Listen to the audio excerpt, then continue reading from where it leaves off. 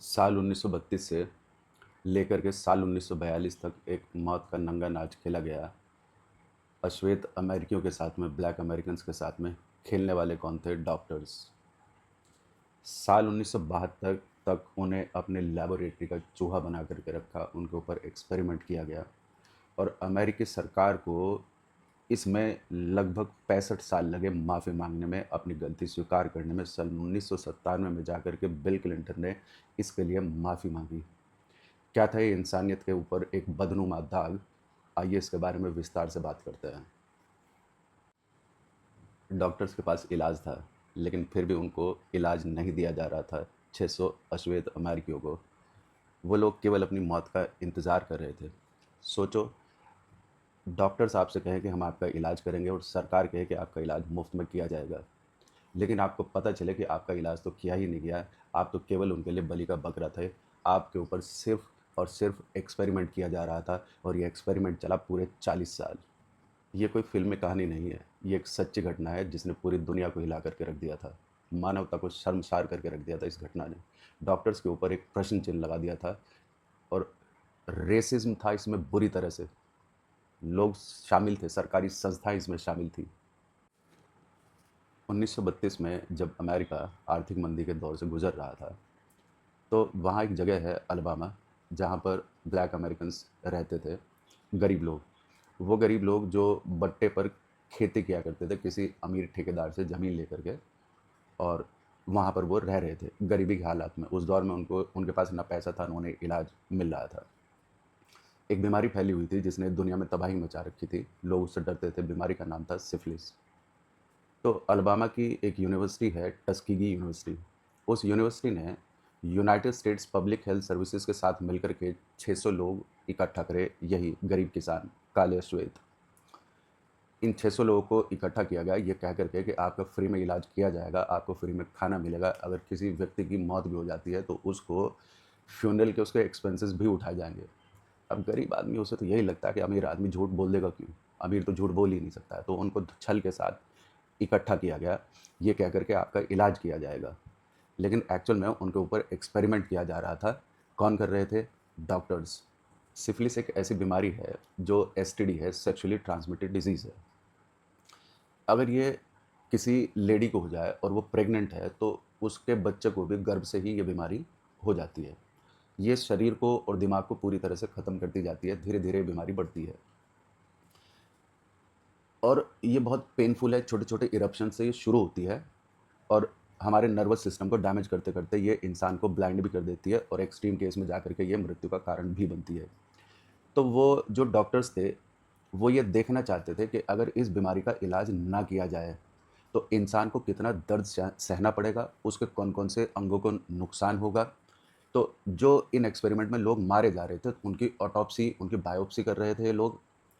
तो वो इनके लिए एक्सपेरिमेंट के सामान से अलावा कुछ नहीं थे। और हद इस बात का था कि लगभग साल 1945 में इस बीमारी की जो पूरी तरह से इफ़ेक्टिव, कहना चाहिए कि इफ़ेक्टिव जो ड्रग है, पेनिसिलिन, वो डिस्कवर हो चुकी थी। 40 साल तक ये एक्सपेरिमेंट चला, साल 1932 से लेकर के 1972 तक, और साल 1945 के आसपास पेनिसिलिन डिस्कवर हो चुकी थी और 47 में वो ईज़िली अवेलेबल थी दुनिया के हर जगह। उसके बावजूद भी वो दवाई उनको दी नहीं जा रही थी। उनको घटिया किस्म का ट्रीटमेंट दिया जा रहा था। किस तरह की दवाइयाँ दे रहे थे उन्हें? वो मरकरी, बिस्मथ, इस तरह के ऑइंटमेंट दे रहे थे जिनके इफ़ेक्टिवनेस लगभग नील थी। उसके अलावा वो खाने में प्लेसिबो दे रहे थे। प्लेसिबो ड्रग का मतलब होता है एक ऐसी दवा जो मरीज़ को तो लगता है कि दवा, बट उसमें कुछ होता नहीं है, वो मीठी गोली है, उसके अलावा कुछ नहीं है। मीठी भी क्या कहो कि वो एकदम टेस्टलेस गोली है, उसके अंदर कोई दवा नहीं होती है, वो उनको खिलाई जा रही थी, ये कह कर के कि आपका फ्री में इलाज हो रहा है और हम आपको खाना दे रहे हैं। तो वो उनके ऊपर ट्रस्ट करके अब वहीं रह रहे थे और उनसे अपना इलाज करा रहे थे। उन मासूमों को पता ही नहीं था कि उनके साथ क्या चल रहा है। इस घटना में ये चीज़ साफ-साफ है कि डॉक्टर्स की नीयत उन्हें बचाने की थी ही नहीं। वो तो बस ये देखना चाहते थे कि ये धीरे-धीरे किस तरह से मर रहे हैं और इन्हें कितना पेन हो रहा है। जब कोई इंसान डॉक्टर से पूछता था कि हमें क्या बीमारी है, ठीक क्यों नहीं हो रही है, तो डॉक्टर्स उसका इतना घटिया जवाब देते थे कि तुम्हें बैड ब्लड है। बैड ब्लड उस टाइम वहाँ के जो लोकल लैंग्वेज है उसमें ऐसा माना जाता था कि अगर किसी के शरीर में दर्द है, किसी को बुखार आ रहा है, किसी को एनीमिया है, तो उसे बस ये कह कर के रफ़ा-दफ़ा कर देते थे कि बैड ब्लड है और आपके खून की सफाई होगी, इससे ज़्यादा कुछ नहीं है।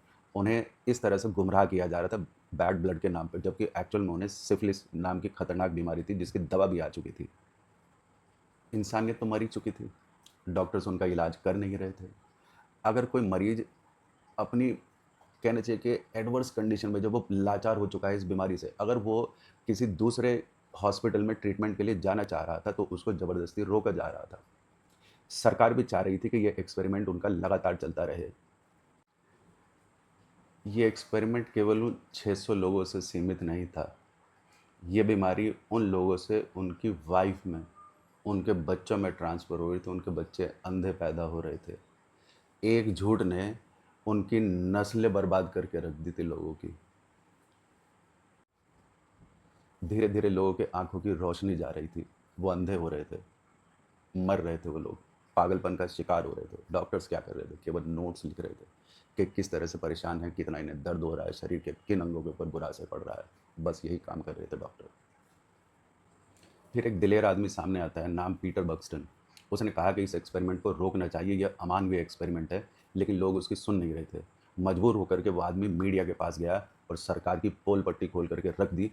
जब सरकार की बदनामी होने लगी, लोगों में गुस्सा फैल गया, तब जाकर के 40 साल बाद इस एक्सपेरिमेंट को बंद किया गया। सोचो, इलाज उसका मौजूद था, फिर भी लोगों को मरने दिया गया। क्यों मरने दिया गया? गरीब थे, अश्वेत थे वो लोग। टस्की की सिफिलिस स्टडी एक्सपेरिमेंट, ये एक्सपेरिमेंट नहीं है और ये केवल स्कैंडल भी नहीं था। ये इंसानियत के ऊपर लगा हुआ ऐसा धब्बा है जो आज तक मिटा नहीं है। जब इंसानियत मर जाती है तो डॉक्टर और जल्लाद के बीच में कोई फ़र्क नहीं बचता है। अमीर लोगों को इस चीज़ का बिल्कुल हक नहीं है कि वो गरीब के साथ इस तरह का छल कपट करें, उसकी नस्लें बर्बाद करके रख दें। किसी भी देश में इस तरह का कानून होना चाहिए जहाँ सबको बराबर अधिकार हो, सबके साथ सच बोला जाए। मैं आपके सामने इस तरह की घटनाएँ लाता रहूँगा। अगर आपको मेरी बात ठीक लगती है तो आप मेरा चैनल सब्सक्राइब कर सकते हैं। धन्यवाद।